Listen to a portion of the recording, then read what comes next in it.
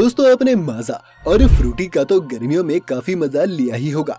ये सभी ब्रांड्स ये कहते हैं कि ये 100% मैंगो से बने हैं, लेकिन क्या ये सच है? क्या सचमुच फैक्ट्री में इन ड्रिंक्स को बनाते हुए सिर्फ मैंगोस का ही यूज होता है? और अगर ये बनती भी है तो कैसे? अगर इन जूसेस को सचमुच आमों से ही बनाया जाता है तो हर बोतल पर क्यों लिखा होता है कि इसमें आर्टिफिशियल फ्लेवर्स ऐड किए गए हैं? आखिर क्या प्रोसेस है जो पेड़ों पर लगे आमों को इन फ्रिज में पड़ी बॉटल्स में बदल देता है? आज जानेंगे हम ये सब, तो बने रहिएगा हमारे साथ वीडियो के अंत तक। वीडियो शुरू होने से पहले चैनल को सब्सक्राइब करना और बेल आइकन दबाना मत भूलिएगा। तो पहले बात करते हैं कि मैंगो को इन फैक्ट्रीज तक आते कैसे हैं। जैसा कि आपने देखा होगा कि आम के पेड़ बहुत बड़े होते हैं, इसलिए इन पर से इन आमों को निकालना भी एक बड़ा चैलेंज है। इसलिए इसमें हम हार्वेस्टिंग एड्स की मदद लेते हैं। नीचे के आमों को तो हाथ से ही तोड़ लिया जाता है, लेकिन इससे ऊपर के आमों के लिए एक पिकिंग स्टिक का इस्तेमाल होता है, जिसके आगे मैकेनिकल जॉज लगे होते हैं जो स्टेम को काट देते हैं और आम नीचे गिर जाता है।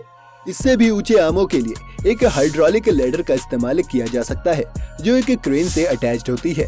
आमों को तोड़ने के बाद सीधा एक ट्रैम्पोलिन में फेंक दिया जाता है, जिसके बाद नीचे गिरे आमों में से स्टेम या इसकी डंडियों को रिमूव किया जाता है। आम का फल खुद को लेकर बहुत ही डिफेंसिव होता है, और जैसे ही आप स्टेम में से फल को अलग करते हैं, अपने डिफेंस के लिए इस आम में से एक सैप निकलता है। इस सैप के आपके कांटेक्ट में आने से आपकी स्किन जलने लगती है। साथ ही अगर ये सैप आम पर गिर जाए तो इसे डैमेज भी कर सकता है। इसलिए स्टेम को बहुत ध्यान से ग्लव्स पहनकर ही निकाला जाता है, और निकालते ही अगले 5 सेकंड के अंदर ट्रैम्पोलिन में फेंक दिया जाता है। इस ट्रैम्पोलिन पर आने के बाद इस आम पर केमिकल्स छिड़के जाते हैं, या फिर इसे 1 मिनट तक पानी में डुबा कर रख दिया जाता है, ताकि इसके सैप का ये टॉक्सिक इफेक्ट कम हो सके। इसके बाद इन आमों को एक एलिवेटर लैडर पर रख दिया जाता है, जहां से ये एक बॉल बिन की तरफ कलेक्ट होने के लिए बढ़ते हैं। क्योंकि ये आम पक गए हैं, इसलिए डैमेज भी हो सकता है। इससे बचने के लिए बॉल बिन के ऊपर एक फोम की शीट लगा दी जाती है, जिस पर ये गिरते हैं। फिर इस फोम शीट को हटाने पर कम फोर्स के साथ ये आम बिन पर गिरते हैं और डैमेज नहीं होते।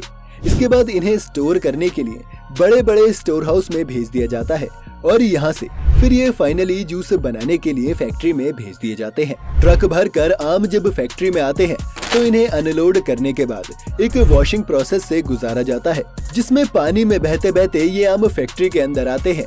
इसके बाद एक सेकेंड वॉश प्रोसेस भी होता है, जिसमें पानी के साथ साथ रोलर्स का भी सहारा लिया जाता है, ताकि आम हर तरफ से अच्छे से क्लीन हो सके। इसके बाद इन आमों को एक प्री हीटिंग और सॉफ्टनिंग प्रोसेस के लिए गर्म पानी में 3 से 5 मिनट तक रखा जाता है।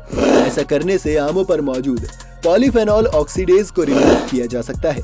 साथ ही इससे आम का कलर और उसका फ्लेवर भी काफी हद तक इम्प्रूव हो जाता है।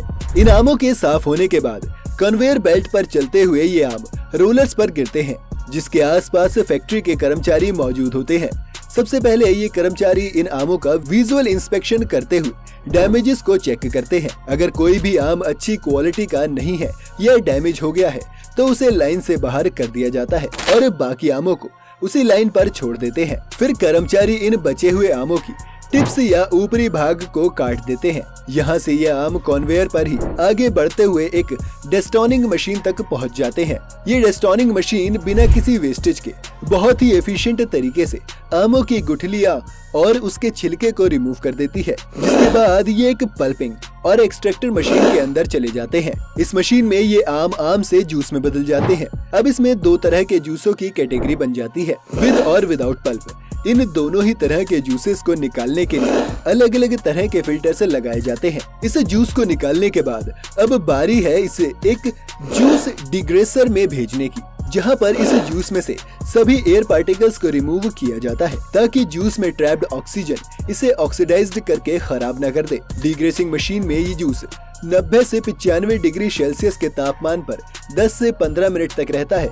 अभी इस मैंगो जूस के साथ एक परेशानी ये भी है कि इसकी डेंसिटी बराबर नहीं है। साथ ही इसमें कुछ छोटे और कुछ बड़े पार्टिकल्स हैं, जो आपके जूस का टेक्सचर खराब कर सकते हैं। इस समस्या से निपटने के लिए इसे एक होमोजेनाइजर मशीन में डाला जाता है, जहां 20 से 25 मेगापास्कल के प्रेशर पर इसे 2 से 3 बार होमोजेनाइज किया जाएगा। इस प्रोसेस के बाद बड़े से बड़े पार्टिकल्स भी 1 से 5 माइक्रोमीटर के साइज के हो जाते हैं। होमोजेनाइज मैंगो जूस को इसके बाद स्टेरिलाइजेशन प्रोसेस के लिए आगे भेजा जाता है। स्टेरिलाइजेशन प्रोसेस वो प्रोसेस होती है जिसमें किसी भी जूस में मौजूद हार्मफुल बैक्टीरियाज को मारा जाता है। इस जूस को स्टेरिलाइजेशन मशीन में डालकर 62 से 85 डिग्री सेल्सियस के बीच कई साइकिल्स में हीट किया जाता है और फिर जल्दी से इसे ठंडा भी कर लिया जाता है। इस पूरी प्रोसेस से जूस की शेल्फ लाइफ काफी बढ़ जाती है। इस जूस को इसके बाद बड़े बड़े स्टोरेज टैंक्स में स्टोर करके रख लिया जाता है ताकि जब सीजन खत्म हो तब भी कंपनी के पास जूस बेचने के लिए हमेशा जूस रहे। एक तरह से आप ये भी कह सकते हैं कि आप जो जूस पी रहे हैं वो फ्रेश नहीं है, बल्कि हो सकता है उसे 6 से 7 महीने पहले फैक्ट्री में बनाया गया हो। इस जूस को इतने वक्त तक स्टोर करने का एक नुकसान ये है कि जूस अपना फ्लेवर लूज करने लगता है, इसलिए कंपनी को इसमें आर्टिफिशियल फ्लेवर्स डालने पड़ते हैं और इसलिए हर जूस की बॉटल्स में आर्टिफिशियल फ्लेवर्स एडेड लिखा होता है। इसलिए नहीं क्योंकि वो जूस असली आम से नहीं बनता, बल्कि इसलिए क्योंकि इतने वक्त तक स्टोर होने के कारण वो अपना मैंगो फ्लेवर ही लूज कर देता है। खैर, इसके बाद इस जूस को फैक्ट्री के बॉटलिंग प्लांट की तरफ आगे भेजा जाता है, जहाँ एक ऑटोमेटेड प्रोसेस सबसे पहले बोतल्स को धोकर अच्छे से स्टेरिलाइज कर लेता है और उसके बाद इन बोतल्स में जूस को भरकर कैप्स को भी एक ऑटोमेटिक मशीन लगा देती है। आखिर में इन बॉटल्स पर लेबलिंग कर दी जाती है और ये जूस आपके फ्रिज तक आने के लिए अब पूरी तरह से तैयार है। तो दोस्तों, देखा आपने कि कितनी मेहनत से एक आम से फ्रूट जूस बनाया जाता है और कितने स्टेप्स के बाद ये आप तक पहुंचता है। उम्मीद है इस वीडियो से आपने कुछ नया जरूर सीखा होगा। ऐसे ही और वीडियोस देखने के लिए चैनल को सब्सक्राइब करें और अगर ये वीडियो आपको पसंद आया हो तो वीडियो को लाइक करना और बेल आइकन दबाना मत भूलिएगा।